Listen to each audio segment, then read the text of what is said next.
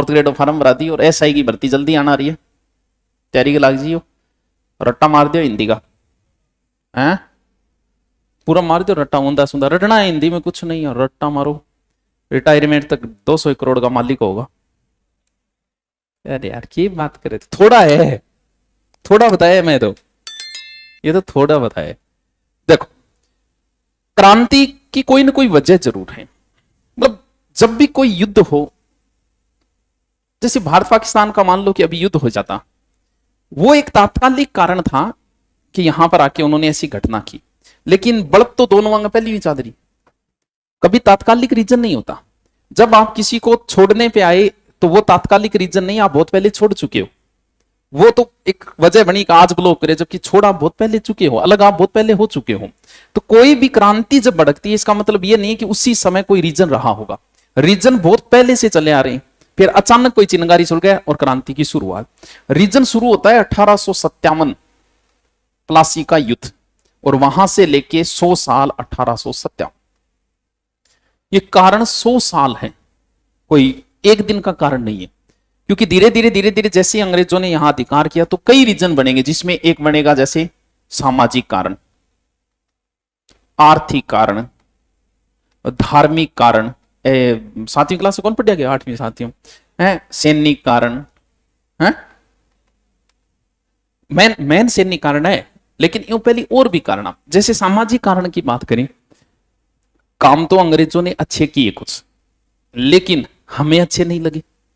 जैसे अंग्रेजों ने बंद की सती प्रथा 1800 कब में 29, विलियम बेंटिंग, किसके प्रयासों से, राजा राम, वो काम अच्छो करियो, लेकिन थे विश्वास कौन करोगा, राजा राम मोहन राय को 25 से 30 साल लग गए थे सती प्रथा बंद करवाने में, और राजा राम मोहन राय को इंग्लैंड तक जाना पड़ा इस कुप्रथा के विरोध में। और जब सती प्रथा बंद की तो यहां से एक दल, बोलो इंग्लैंड गया था, आज भी लोगों का रुपया को नहीं इंग्लैंड जानने, लेकिन इंग्लैंड यहां से एक दल गया था, बोल नहीं ये हमारी कल्चर है, इसे बंद नहीं किया जाए। तो सोच सकते हो लोग क्या हुए, नाराज थी, ये कुप्रथा, लेकिन फिर भी बोले और अपनी तो कल्चर के करने लग रहे हैं, खत्म करने लग रहे। जितनी भी बुराइयां थी ना हमारे अंदर समाज में, वो सारी की सारी इन्होंने कन्यावध,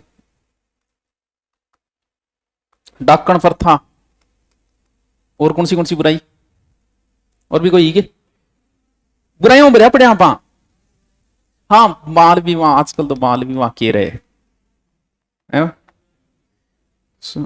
अब आ कहेगा कह रहे बाल विवाह कर लियो, पाचो धीरे धीरे सरकार को ये बोलना पड़ेगा थोड़े दिनों बाद, बोले रहे ब्याह कर लियो, ब्याह कर लियो। क्यों? क्योंकि 30 तक जाने लग गया, अब 30 के टच करने लग गया है लोग। अब थे 30 पर ब्याह करोगा, दूसरो टाबर कितना साल पर करोगा है, 35 पर दूसरों क्या हो जाओगे। अरे तो पहली तो आ सोचो कि चलो अभी अभी शादी हुई है, 2-4 साल तो रुकते, हनीमून पे जाते हैं, फिर पहलो फिर दूसरों कद को 40 पर, और 40 पर क्या हालत हुआ टाबर जामने में देख ले। तो धीरे धीरे सरकार अब प्रयास करेगी कि रुको, जल्दी करो, क्योंकि अब लेट में सरकार लेट करे, बड़ा लेट कर दिया। ये सारी कुप्रथाएं थी, और सत्य यह है कि ये सारी कुप्रथाएं किसने बंद की, लेकिन अपांग क्या हो गया, खिलाफ, वो ले हमारी कल्चर थे खराब करने लग रहे हो। एक तो कारण ये हो गया सामाजिक, ठीक है। आर्थिक तो बताने की जरूरत है ही को नहीं। मुगलों और अंग्रेजों में वैसे देखें ना, मुगलों और अंग्रेजों में अगर देखें, कुछ चीजें उनकी अच्छी थी, कुछ इनकी अच्छी थी। जैसे मुगलों ने जो धन लूटा, जैसे मान लो कि वो चित्तौड़ को लूट के लेके गई, कहां लेके गई, दिल्ली, तो धन तो भारत में ही रहा, नाके थोड़ी चले गए, धन तो यहां का यहां ही रहा। कोई दुर्ग बना दिया, कोई किलो बना दिया, कोई की बना दिया। लेकिन अंग्रेजों ने क्या किया, भारत में नहीं दिखा, पूरे राजस्थान में 1 किलो बनाई डोंगो कौन सो मैगजीन दुर्ग अंग्रेजों का, बाकी कोई बनाया गया। ये सारा धन कहां ले जाते थे, इंग्लैंड। देश इससे कमजोर, मुगलों से नहीं हुआ, लेकिन मुगलों की कुछ कमियां ये थी, जैसे चित्तौड़ को लूटपाट की उन्होंने, वहां बलात्कार किए। क्या कभी सुना किसी अंग्रेज ने कि भारतीय किसी महिला के साथ बलात्कार किया? शायद आपने इतिहास में कभी नहीं पढ़ा होगा ऐसी चीज, क्योंकि उनका कानून से चलता था। अगर उन्होंने भगत सिंह को फांसी दी तो बाकायदा केस चलाया, केस के अंदर फांसी क्यों दी, सैंडर्स की हत्या। इनका ऐसा कुछ नहीं था, जीता 30,000 लोगों को कटवा दिया। तो कुछ चीजें इनकी, कुछ चीजें, धन यहां का यही रहा मुगलों के समय, लेकिन अंग्रेजों के समय यहां से धन जाना शुरू हो गया।